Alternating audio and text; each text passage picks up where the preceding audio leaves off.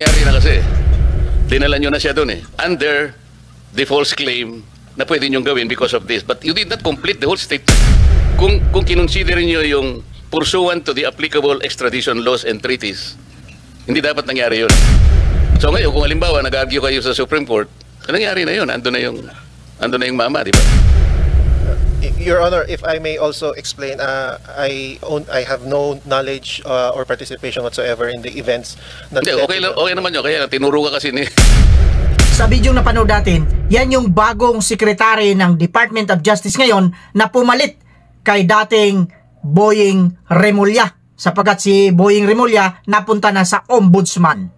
Eto ngayon, yung pumalit sa kanya na ginigisa ni Senator Rodante Marcoleta tungkol sa mga kaganapan, mga pangyayari noong panahon na hinuli nila ang dating Pangulong Rodrigo Roa Duterte papunta sa dahig at hindi makasagot. Nakita naman ninyo sa pamamagitan ng kanyang pagsasalita, talagang nauutal itong tao na ito. Yan ang pag-uusapan natin sa araw na ito. Pero syempre, bago tayo magsimula, shoutout muna sa lahat ng mga subscribers, mga viewers, mga silent viewers, at syempre pa yung mga suki nating commentors. Shoutout po sa inyong lahat. At kasali dito, yung ating mga bashers. Mga bashers, relax lang kayo. Mag-comment kayo dyan. Kagaya ng sinasabi natin dito parati, gamitin din ninyo ang inyong karapatan na ilabas ang inyong mga opinion kung ano-ano pa man yan.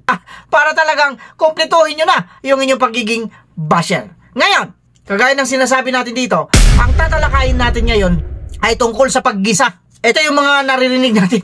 Nakikita natin sa mga lahat ng platforms. Talagang ginagamit nila yung salitang ginisa ni Senator Rodante Marcoleta, ang bagong secretary ng Department of Justice. Totoo naman kasi, naggisang-gisa. Kung mapansin ninyo, pag kayo naggigisa, talagang gigisahin nyo yan ang gigisahin. Eto ngayon yung literal na nangyayari na ginisa talaga ni Senator Rodante Marcoleta, ang bagong secretary ng Department of Justice. Makikita natin sa video at dito sa pinag-uusapan nila, kini-question ni Senator Rodante Marcoleta ang paghuli, ang pag-aresto kay dating PRRD papunta sa dahig. Yan ang matutunghayan natin sa video na ito. Pero bago tayo magsimula, bati muna tayo ng isang magandang umaga po, Luzon, Visayas at Mindanao. At syempre pa sa mga kapatid natin, mga kababayan natin na nasa iba't ibang panig ng mundo.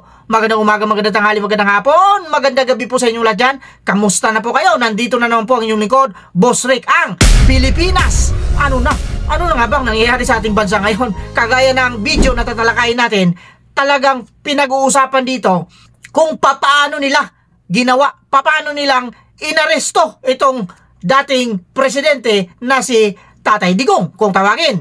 Ngayon, eto, bago tayo magsimula rito, uunahan ko na itong mga ob-ob na mga, syempre, anti-Duterte o anti-Iglesia ni Cristo. Mas magandang yan na lang gamitin natin. Kasi, sigurado ako, puputok na naman yung kanilang mga butsi rito. Talagang tataas na naman yung kanilang mga liig. Etong sasabihin nila, sigurado ako, ayan na, lumitaw na, talagang si Senator Rodante Marcoleta ay maka-Duterte yan. Uunahan ko na kayo, mga ubob kayo. Kasi yan naman talaga, ang gusto ninyo, kayo naman talaga ang nagsasabi na pro-Duterte itong si Senator Rodante Marcoleta kasi hindi nyo naiintindihan. Bakit hindi nyo naiintindihan? Mga ubob kasi kayo. Talagang, ngayon pa lang, nanggigigil na ako sa inyo eh. Kahit hindi pa kayo nagre-rebat, ako na magre-rebat para sa inyo eh. Diba? Kasi ang nakikita lang ninyo, bakit dikit ng dikit. Bakit supportive itong si Senator Rodante Marcoleta sa mga Duterte family? Mga ob-ob, ako nang sasagot sa inyo para hindi na kayo mamroblema. Baka mamaya hindi pa kayo makatulog kagaya ng amo ninyo na hindi na nakakapagkatulog kasi nga kinakausap na ng kanyang tatay. Yan ang sabi din ng tagapagsalita dyan sa Malacanang, yung Ale. Si Aling Claire na hindi klaro. Diba? Siya mismo may sabi, hindi na nakapagkakatulog yung ating presidente sapagkat kinakausap ng kanyang ama. Hindi na pag-uusapan natin. Ang pag-uusapan natin dito yung mga anti-Duterte at yung mga anti-Iglesia ni Cristo na nag-iinit, humahaba na naman yung kanilang mga liig dito sa video na mapapanood nila ngayon. Kaya pumasok kayo dito, mag-comment kayo, mga ob-ob kayo, welcome kayo dito. Ito yung sasabihin nila. Kitang-kita, halatang-halata. Bakit binubuklat pa ni Senator Rodante Marcoleta ang kaso, ang pagdakip, ang pagsurrender ni Tandang Duterte dyan sa isyong yan. Mga ubob kasi kayo. Yan kasi ang gusto ninyong gawin. Yan kasi ang gusto ninyong mangyari. Sasabihin ninyo talagang alagad, aso ni Duterte, itong si Senator Rodante Marcoleta. Ang bababaw kasi ng mga pag-iisip ninyo. Ang luluwang ng mga tornilyo ninyo. Ang sarap ninyo pag-uumpugin, mga ob-ob kayo. Bago tayo mahiblad dito, mas maganda siguro, panoorin muna natin ang video at syempre, mamaya, bibigyan natin ng reaksyon. Diba? Ready na kayo mga kapatid, mga kababayan at mga boss? O kung ready na kayo, ano pa hinihintay natin dito? Ipasok na natin ang video. Eto na! The now famous statement, sometimes you have to bend the law to please our people. You're familiar with that? Not so familiar with that, Your Honor. How come you're not familiar with that?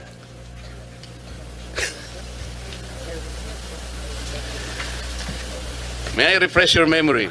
Yes, thank you, Your Honor. We were talking about, this issue of restitution and blah, blah, blah. Hanggang dumating yung isang point where one of us made a suggestion. Sometimes we have to bend the law in order to please the people. And he asked the former Secretary of Justice for affirmation.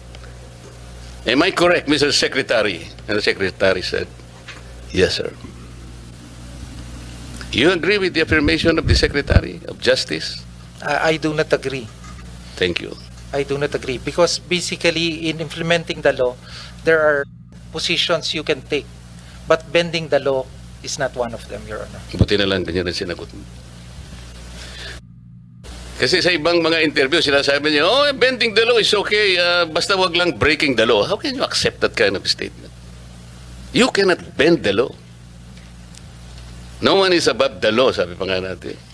And the overarching principle in the promulgation of our Constitution is upholding the rule of law.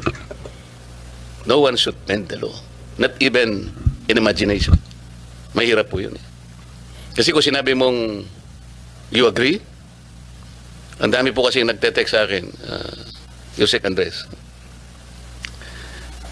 Ganyan palang ginagawa sa mga taxes na pinabayad namin. Mga buwis namin. Hirap na hirap kami, mga halos dugo, pawis. Minsan may kahalo pang sipon. Nakapagbayad lang kami ng tamang buwis sa ating pamahalaan bilang mga patriotic na citizens. Pwede mo ba, sir? Sabi nila sa akin. Ilaban mo naman kami in 2026, wag na muna kami magbayad ng tax. Because somebody said, sometimes we can bend the law to please the people. I may be able to please them, Secretary. Kasi yun ang text nila. Can I say yes to that? Can I? You Thank you. Ito pong Secretary, yung pagkaka-transport nung dating Pangulo ng Republika sa The Hague. Ang pagkakaalam ko po kasi, maraming pronouncement ang ating Pangulo. Yung iba na-memorize ko pa nga po. We will not assist the ICC in any way, in any form. From now on, I ask my secretaries to do the same. I mean, something like that. Pero nangyari, kabaligtaran, Secretary, di ba? The former Secretary of Justice explained that, well, those pronouncements are not cast in stone. Ito na naman eh. Ito yung parang ephemeral lang nangyayari. Parang the government officials' decision, sabi niya, sometimes can be changed at times. What do you think are the factors that necessitated a change of mind? Like from not assisting the ICC in any manner, in any way, in any form, he was just transported there, now languishing in the detention center on the other side of the planet. What do you think are the factors used by the DOJ?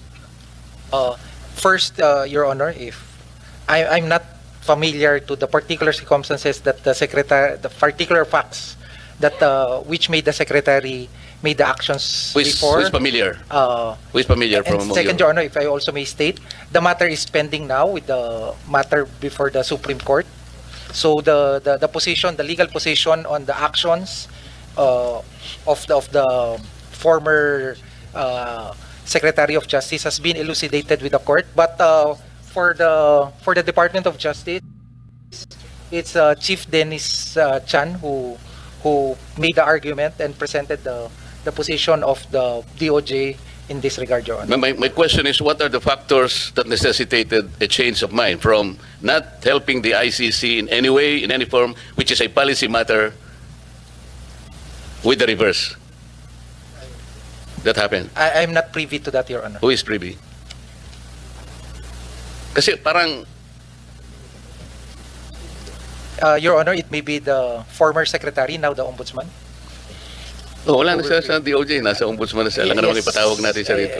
Yes, Your Honor. What happens now to the principle of continuity? Well, people might say and suspect that, you know, even policy matters can be changed by mere whims or caprices, which are not probably based on sound legal basis. You are familiar with Republic Act 9851.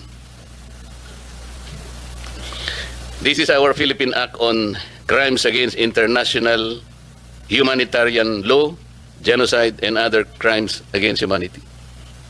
Not so familiar with that. 9851, Your Honor. Kasi, Secretary, under that law, ang jurisdiction po ng mga tao na nagkasala under this law, under Section 17 of that law, the state shall exercise jurisdiction over persons, whether military or civilian, suspected or accused of a crime defined and penalized under the Act, regardless of where the crime is committed, provided any of the following conditions is met. The accused is a Filipino citizen. The accused, regardless of citizenship or residence, is present in the Philippines, or the accused has committed the said crime against a Filipino citizen. So if these are the assumptions in the law, ang Pilipinas ay may jurisdiction. And under Section 18, the Philippine Courts, Prosecution, and Investigators, the regional trial courts of the Philippines, shall have original and exclusive jurisdiction over the crimes punishable under this Act.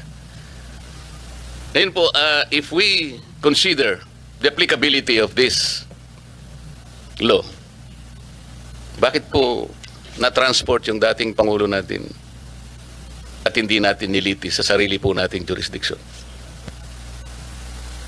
If with permission of the Honorable, may I refer to the Chief Dennis Chan? Good morning, Your Honors. Good morning, Senator Marcoleta and Senator Gatchalian. You are correct, Your Honor, that Section 17 on jurisdiction provides for the state exercising jurisdiction over persons suspected or accused of committing a crime penalized under RA 9851. The second paragraph of Section 17, Your Honors, does mention that in the interest of justice, the relevant Philippine authorities may dispense with the investigation or prosecution of a crime if another court or international tribunal is already conducting the investigation or undertaking the prosecution of such crime. Instead, the authorities may surrender or extradite suspected or accused persons in the Philippines to the appropriate international court, if any, or to another state pursuant to the applicable extradition laws and treaties. Your Honor, I believe this was the justification relied upon by the former Secretary of Justice in the action leading to the transfer of the former President, Your Honor. So, Mr. Chair, they are referring to the second paragraph of Section 17 of 9851. Is that correct? Yes, yes, Your Honor. Mr. Prosecutor, I noted that, but I think the collectilia is very, very clear. Pursuant to the applicable extradition laws and treaties. This is absent. So how can you invoke this? Wala na tayong treaty. We have just withdrawn from the Rome Statute. So this cannot be applied. Is that correct? Your Honor, the way we interpreted that second sentence of instead the authorities may surrender or extradite, we see there two different actions to be taken by the state. It's either to surrender or to extradite, and then if it is to extradite, then it must be pursuant to an applicable extradition law or treaty. So the action taken, Your Honor, was surrender and not extradition. No, pero ang sinasabi niya, pareho sila eh. yung dalawang conditions na yun will be cast under this pursuant to the applicable extradition laws and treaties. Wala tayong extradition law, wala na tayong treaty because we just withdrawn from the Rome Statute. Hindi mo pwedeng gamitin ito. Kaya dapat yung nag-a-apply is 9851. This is our own law. Okay lang naman dito eh. Can we not prosecute the former president kung talagang meron siyang kasalanan? Our National Prosecution Service, the judiciary, I think, is or are operating, and they're willing, they're competent enough to prosecute, adjudicate, and proceed with the trial. Hindi ba? Your Honor, with all apologies, I am not able to answer the question as to whether we can prosecute. I am just merely stating that the action of the former Secretary of Justice in for the transfer of the former president to the ICC was premised on Section 17, RA 9851, under the second paragraph. Yes, but what I'm saying is you cannot use this one because of the absence of an extradition law and treaty. That is the point here. And Your Honor, that is the subject matter or among one of the issues that we raised in the, or that is being discussed in the Supreme Court petitions that were filed. Pero nangyari na kasi, dinala nyo na siya doon eh, under the false claim na pwede nyo gawin because of this. But you did not complete the whole statement. Kung kinonsider nyo yung pursuant to the applicable extradition laws and treaties, hindi dapat nangyari yun eh. So ngayon, kung halimbawa nag-argue kayo sa Supreme Court, nangyari na yun, ando na yung mama, di ba? Your Honor, if I may also explain, I have no knowledge or participation whatsoever in the events. Hindi, okay naman yun. Kaya tinuro ka kasi ni...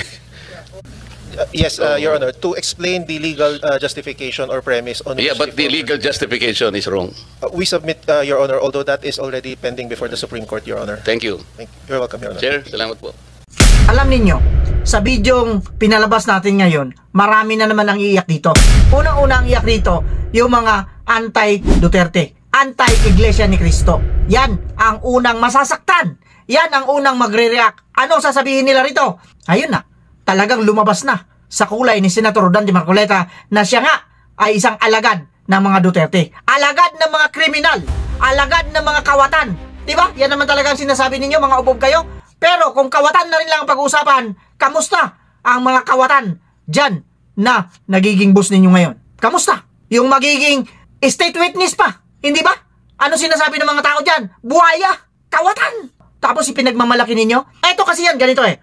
Masyado kayong maingay sa isyo noong DepEd Secretary pa itong si BP Inday Sara. 125 million. Masakit sa inyong damdamin. Masama ang inyong loob. Dahil sa ginasta niya yung 125 million within 11 days na hindi nyo naman alam kung ano ang dahilan. Mga ob-ob kasi kayo. Ang inisip lang ninyo, 11 days, naubos niya yung 125 million.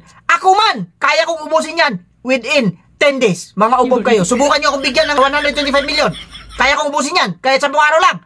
Oh, sinasabi ko ito para maintindihan ninyo mga ob-ob kayo.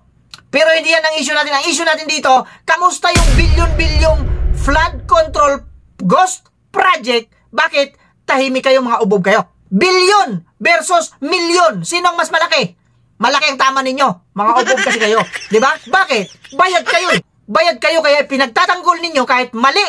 Kahit masama na ang ginagawa ng mga amo ninyo, mabango pa rin para sa inyo. Ang sarap ninyo pag-uumpugin. Mga ubob kayo. Ang kakapal ng pagmumukha ninyo. 125 million, hindi na kayo nakatulog. Kinakausap na ninyo yung inyong mga patay na mga magulang. Samantalang, bilyon-bilyong piso ang nawala, ang ninakaw dyan sa flood control anomaly. Pero, nga kayo.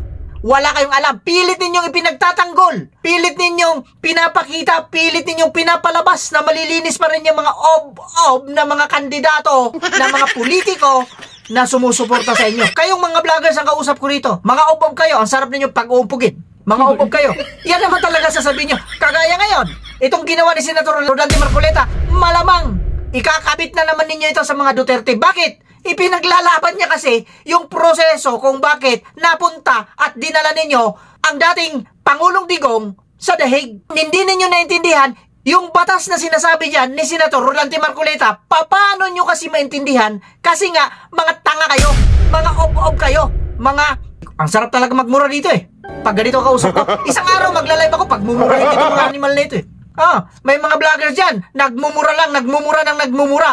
Ang daming subscribers. Mag-video man yan, puro mura pa din. Ito tip ko sa inyo, kung gusto niyo maging vloggers, magmura kayo simula pagkagising ninyo hanggang sa pagtulog ninyo. Kahit tulog kayo, magmura kayo ng magmura, dadami ang subscribers ninyo. Hahanga ang mga ob-ob na mga subscribers sa inyo. Tip ko yan. Bakit ko nasabi yan? Merong ganyan. Sa susunod na mga vlogs, ipapakita natin yan. Kung sino yung mga palamurang mga vloggers na mga ob-ob din ang sasarap pag-uumpugin. May kalbo, may bato na nagkatamong tao.